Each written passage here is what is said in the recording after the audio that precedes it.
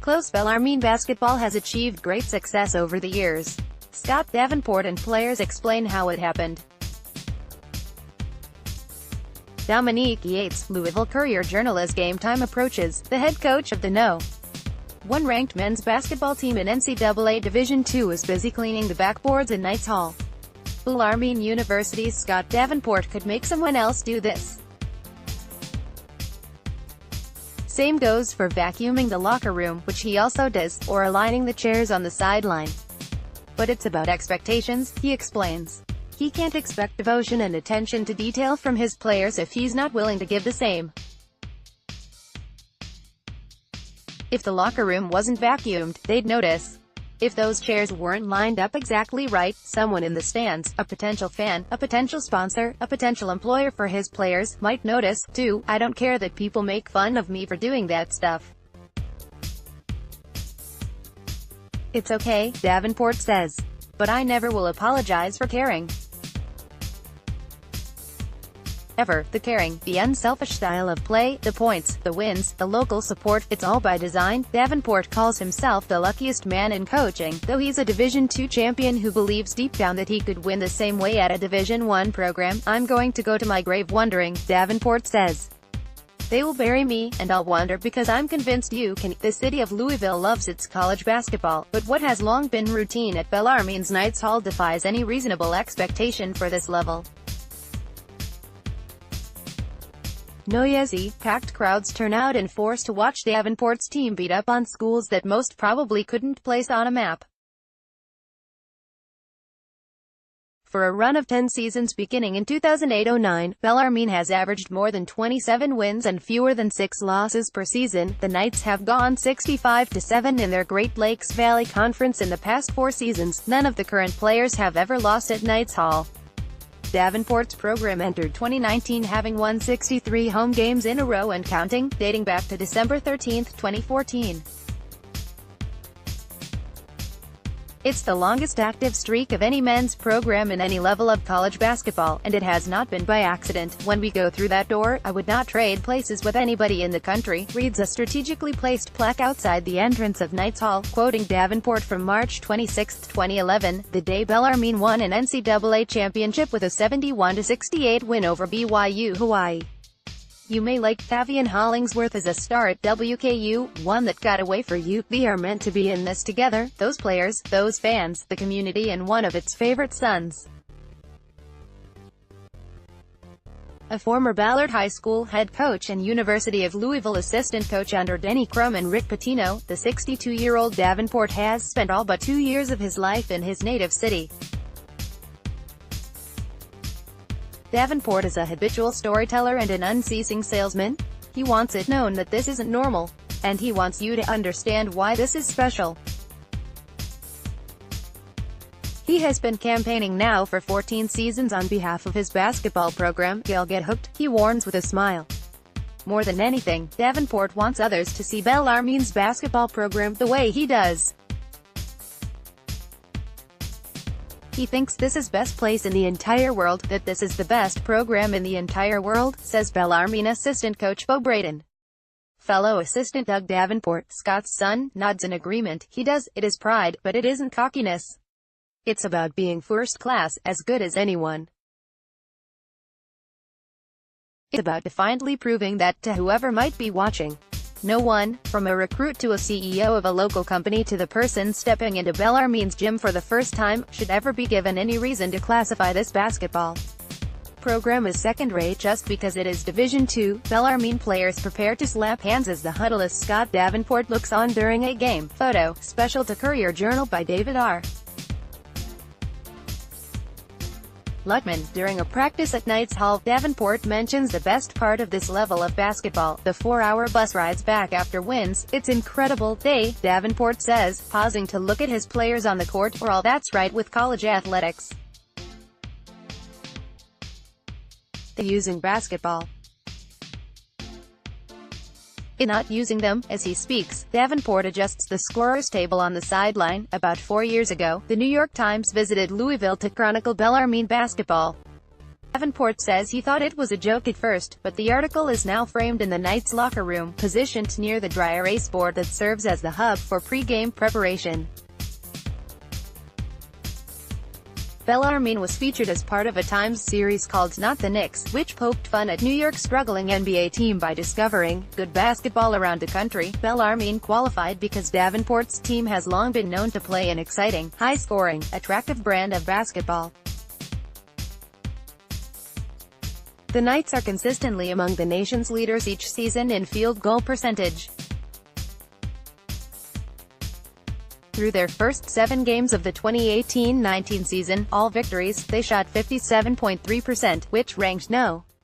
1 in Division II. The system has not as much the individuals as it is the passing, Davenport says. Passing is the biggest lost art in college basketball. Just pick a random game and watch how many people dribble the ball. More reading. 10 bold predictions for Louisville area sports teams. People in 2019. He describes his approach as the offensive equivalent of a full-court press on defense. You press on defense with one objective. I am going to speed you up, out of your comfort zone, where you make a mistake. If I get you at a speed you don't practice, you'll make a mistake, a turnover, a bad shot, bad judgment, whatever, Davenport says. Why not press you on offense? If I pass the ball so fast, your defense has to work faster than they're normally accustomed to. What are they going to do? Make a mistake. Now maybe we'll get a great shot. Bellarmine guard Garrett Tipton runs a play during a practice drill in the team gym. The 18th of December 2018. Photo, special to Courier Journal by David R. Luckman. There is talent in Bellarmine's program, but its 17 players were selected as much for attitude as athletic ability. The reason is that the foundation of Bellarmine's system is the willingness to share the basketball and the credit. If a player isn't willing to do that, it could wreck everything.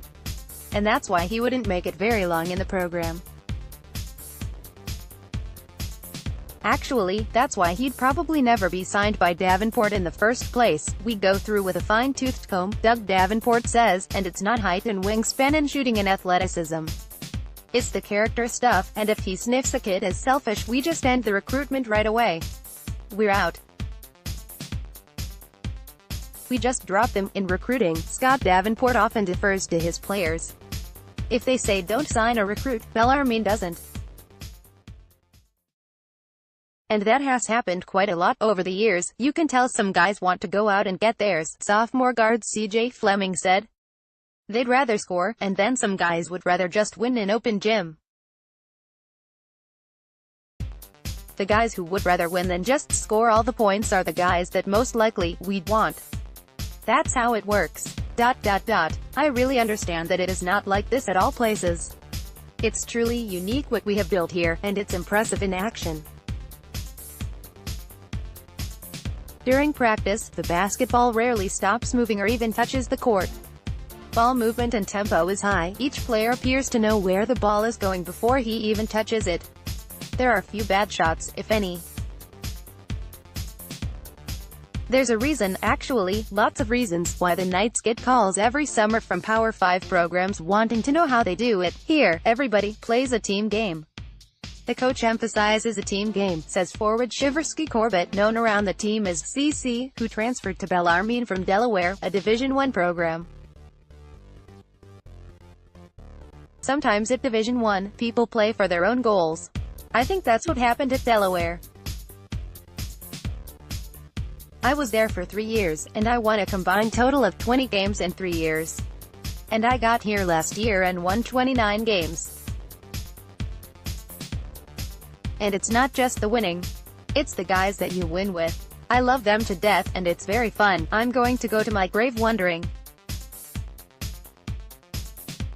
They will bury me, and I'll wonder because I'm convinced you can. Scott Davenport on whether his approach would work in Division I basketball. It's fun, but there's an edge to this group that shows up as practices progress, a high-level intensity during scrimmage drills. The team's leading scorer, senior forward Adam Eberhard, dives headfirst into the scorer's table for a loose ball.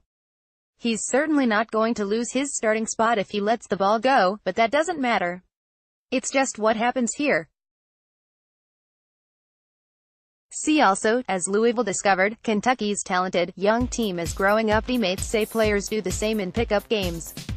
In fact, redshirt freshman Justin Betts had dived for a loose ball a few minutes before Eberhard. The timing may have not been a coincidence, it's everybody on the team that does that. It's contagious, Eberhard says. That's just how it is. It's part of a culture. It really is. We're fortunate. Eberhard, a lanky, 6'8" native of Evansville, Indiana, averages about 20 points per game and aspires to play professionally overseas. He once held Division I offers from a couple of schools, including Northern Kentucky University. He chose Bellarmine anyway. We call it the 5 minutes of Twitter fame because they committed to a Division I school, Eberhard said. That's just never how I've been. I knew I wanted to be at a school for the right fit, and I wanted to win. And not that Northern Kentucky is not winning, but I'm really winning here. I'm playing for championships, which is very important to me. Bellarmine forward Adam Eberhard wraps the hands of players in camaraderie after coming out of the game late in the second half. The 18th of December 2018. Photo, special to Courier Journal by David R. Luckman. Davenport says he can match up in recruiting with higher-profile schools right down the line unless a player is set on going Division I. It's only when asked if he thinks his approach would work at a Division I program, from the offense to the unselfish demands and culture to the picky recruiting, that Davenport even hints about whether the grass could be greener elsewhere. He knows what's behind the question. The University of Louisville, his alma mater, the school just 5 blocks from where he grew up and the program with which he was an assistant for 2 coaching legends in Pitino and Crum. Davenport left Pitino's Louisville staff to become Bellarmine's coach on April 29, 2005, a rarity in college coaching. Davenport was one of the few assistants who survived a coaching transition at a high major program, going from Crum's staff to Pitino's, a total of 9 seasons. When Pitino was fired prior to Louisville's 2017-18 season, Davenport was mentioned as a possible interim head coach before David Paget was selected. Davenport was also mentioned as a possible candidate for the full-time job that ultimately went to Chris Mack. In both cases, speculation went nowhere. After Mack's hiring, Davenport called his assistant coaches into his office and addressed the topic. There was all this talk last fall, there was all this talk this spring, and I never heard one word. Davenport says he told them, I wasn't good enough. If I'd have been better, they'd have called me. Read more. Squash is growing in Louisville, and we're not talking about the vegetable. He then pledged alongside his coaches to work to get better, and that would spill over to Bellarmine's players. It's okay, says Davenport, looking back. But in my heart, from that first diary I kept as an 8th grader about what we did in basketball practice, I'm going to wonder, could I have done it my way at that level? What if one of those teams with that freakish athleticism played like we play? That's scary, isn't it? But it's okay. I'm at a phenomenal university. Behind Davenport as he speaks, positioned on the wall, is an inscription from Pitino. Your concern for each student-athlete on and off the court is what makes you special. Scott Davenport talks to Bellarmine players before a December 2018 game. Photo, special to Courier Journal by David R.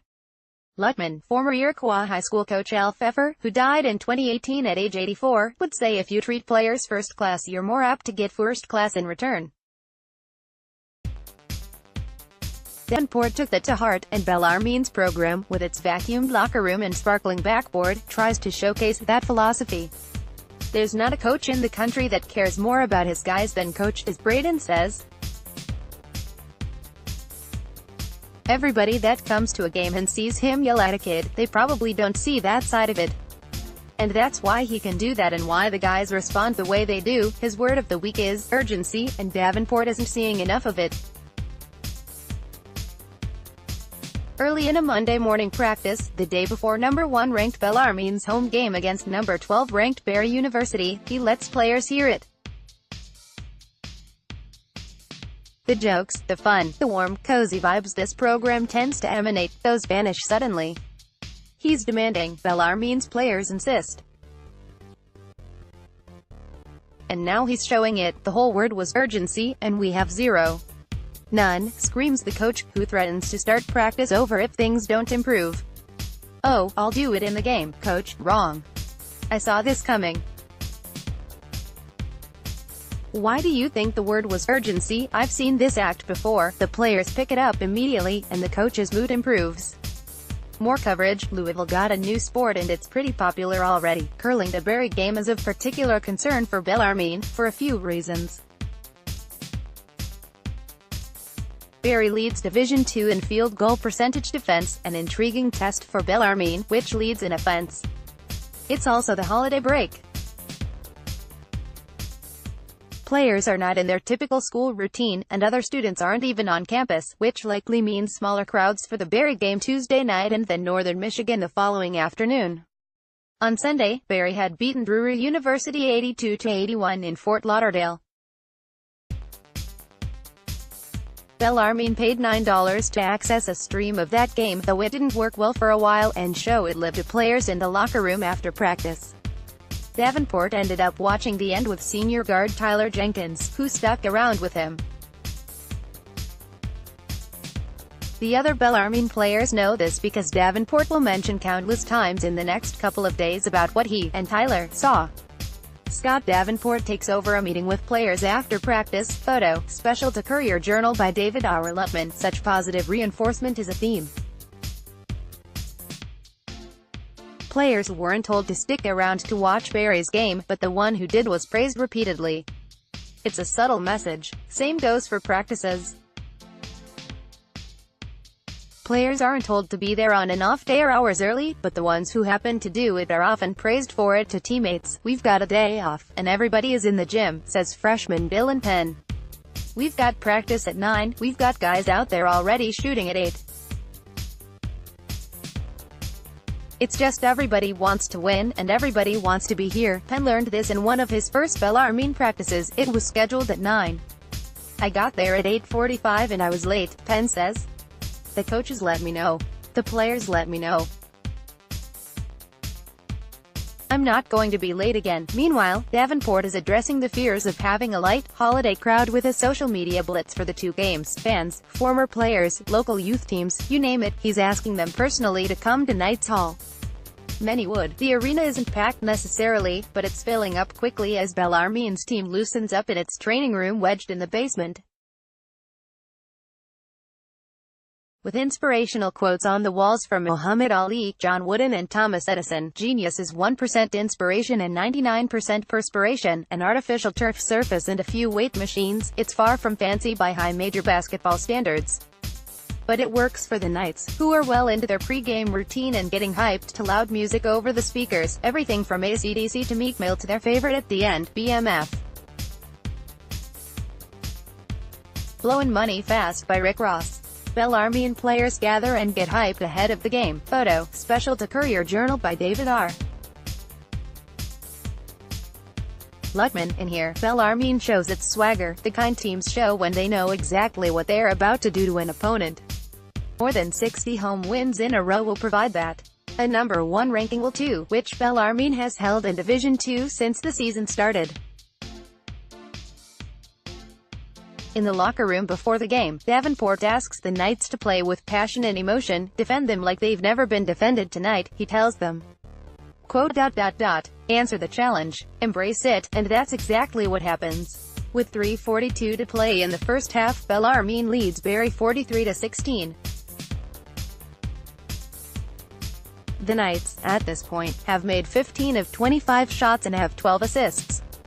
Berry is 6 for 25, it's not close. Bellarmine cruises to a 90-67 victory. Check this out, Kentucky's mid-season growing pains are nothing new to John Calipari, an incredible performance, Davenport tells his team afterward. You did exactly what we challenged you to do. You enjoyed each other, and you created the atmosphere in this arena tonight. Rusty Troutman, a former Bellarmine star who scored 1,715 points, ranking 7th all-time in program history, is in attendance and gives his approval to Davenport. "They're really, really good." As the team huddles to touch hands, a figure appears in the doorway of the locker room. "Patty Ice!" exclaims the player, and there is an excited rush to greet a teammate. Patrick McSweeney made headlines in November 2014, when he suited up and scored a basket for Bellarmine in an exhibition game against Louisville at the KFC Yum Center. A 15-year-old student at St. Xavier High School then, McSweeney is now studying engineering at U of L, having made a 32 on the ACT. He remains, however, an honorary member of the basketball team at Bellarmine, with his own locker and his own place etched in the program. McSweeney continues to fight leukemia, as he has for most of his life. The day before the Berry game, he was discharged from a hospital in Cincinnati, where he had been since a second bone marrow procedure in May. He watches Bellarmine's win alongside his father Mike in the president's room at Top Knights Hall.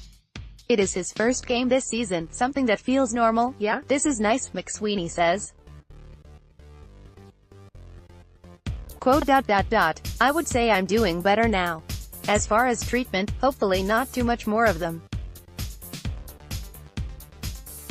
There will still be some, but we're hoping at this point that we'll be going up more for clinic visits and just checkups, because things seem to be stabilizing. Now it's a matter of getting home for good." McSweeney's unique association with Bellarmine's program started in 2013 through a program called Team Impact, which connects children with serious illnesses to sports teams. Davenport took that request and ran with it, allowing McSweeney to become a full-fledged member of the team and ultimately play against Louisville. "He's had the team just always there for me," McSweeney said.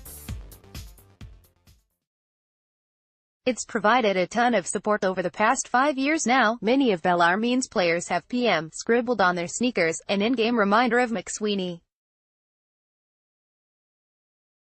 Jenkins describes McSweeney as a warrior, saying, "I hope when I have kids one day they fight like that. I know this, as long as I'm at Bellarmine, Patrick McSweeney will always be a part of this basketball program," Davenport says.